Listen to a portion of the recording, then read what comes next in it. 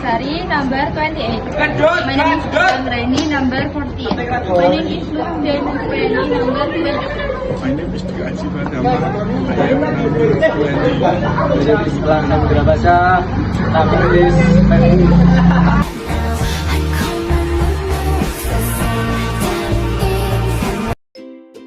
Before we start, here are the materials we need: a multimeter, test lead, and MCP 3 fast. First, plug in the probes correctly. Insert the black probes into the COM part and the red probes into the volt part. Next, turn on the multimeter and set the multimeter to AC voltage for household electricity.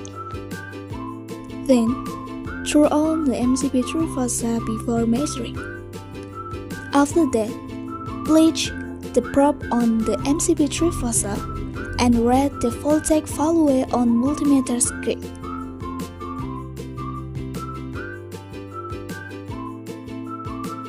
Finally, turn off the multimeter and remove the probes carefully.